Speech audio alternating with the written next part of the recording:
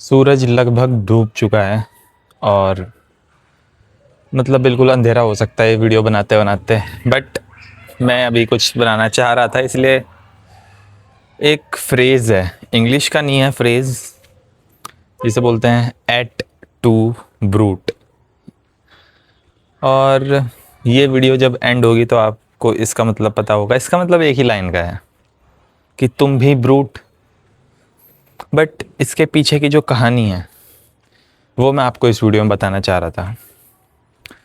You can skip this because इसका आपकी तैयारी से इस वक्त कोई लेना देना नहीं है। But you can watch this for some entertainment purpose और सम वर्ल्ड हिस्ट्री पर्पज़। बात है रोमन एम्पायर की। आप सब ने जूलियस सीज़र का नाम सुना होगा। रोमन एम्पायर के एक बहुत बड़े राजा थे वो। मतलब एम्पायर तब तक इस्टेब्लिश नहीं हुआ था, रोमन किंगडम के एक बहुत बड़े राजा थे वो। पहले मिलिट्री कमांडर थे और फिर मिलिट्री कमांडर थे तो उनकी पॉपुलैरिटी बहुत ज़्यादा बढ़ गई थी रोम में, बिकॉज शानदार आदमी थे। मतलब क्या युद्ध करने की क्या कला थी उनके पास। ऐसे करके उन्होंने बहुत एरिया जीत लिए। अब रोम में क्या सिस्टम चलता था, दो आदमी होते थे जिन्हें बोलते थे कॉन्सुल। उनके पास में सारी पावर होती थी और एक होती थी पूरी जो उन्हें बॉडी जो उन्हें एडवाइस करती थी, जिसे बोलते थे सेनेट। उसमें होते थे सेनेटर्स। तो वो फिर जूलियस सीज़र कॉन्सुल भी बन गए। एक कॉन्सुल वो बन गए, एक कॉन्सुल कोई और था। तो जब वो कॉन्सुल बने उसके बाद उन्होंने कई और युद्ध जीते।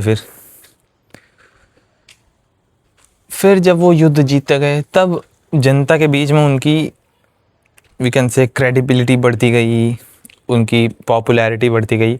ये बात सेनेट को बिल्कुल पसंद नहीं आई क्योंकि अब वो अपनी मर्जी से डिसीजंस ले लेते थे। इसी बीच में जो दूसरे कॉन्सुल थे उनकी शायद डेथ हो गई। अब एक अकेले कॉन्सुल वो बचे। अब सेनेट जो उनसे वैसे तो चिढ़ रही थी, सेनेट ने फिर भी उन्हें थ्रोन ऑफर करा कि आप राजा बन जाओ।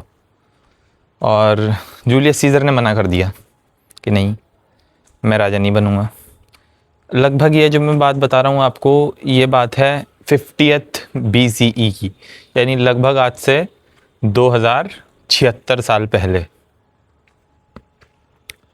तो उन्होंने राजा बनने से मना कर दिया। अब उनकी पॉपुलैरिटी और बढ़ती जा रही थी।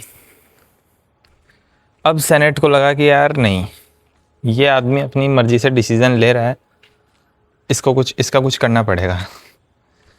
अब उन्होंने बनाया षड्यंत्र, रची गई कॉन्स्पिरेसी।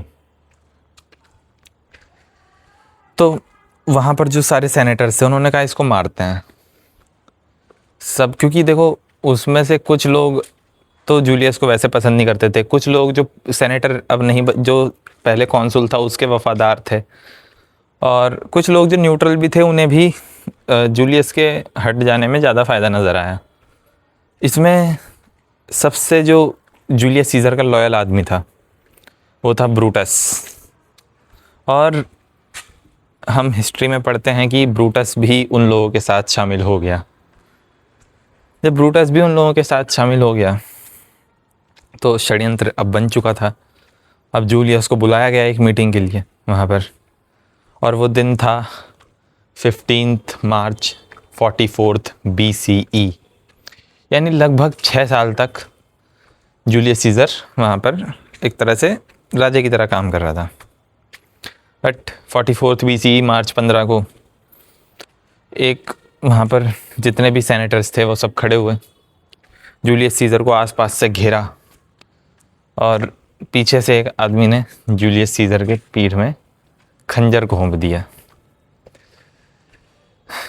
अब जूलियस को लगा ये क्या हुआ।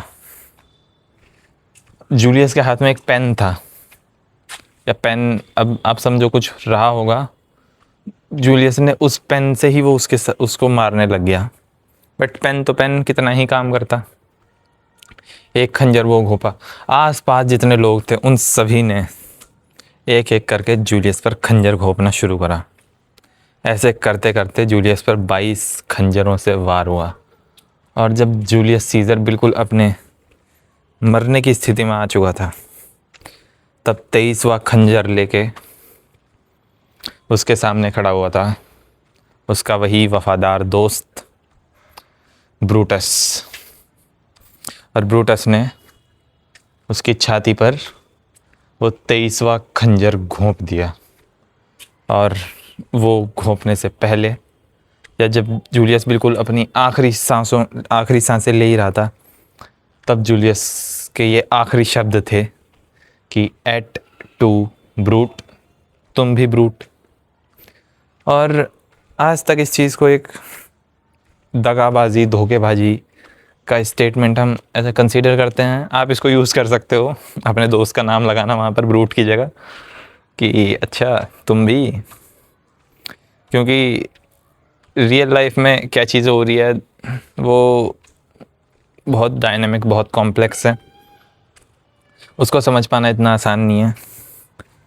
और हमें आँख कान तो खोल के रखने ही पड़ते हैं। So this is the story, I hope you liked it. और आगे और स्टोरीज शेयर करूँगा आपके साथ, अगर इस पर मेरे को ठीक ठाक रिस्पॉन्स मिल जाएगा, बिकॉज़ मैं डाल तो इसको अपने इसी चैनल पर रहा हूँ।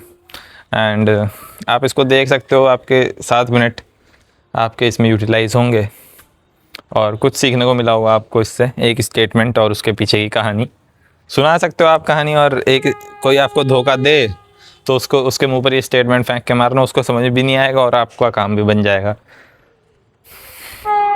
चलिए, जय हिंद।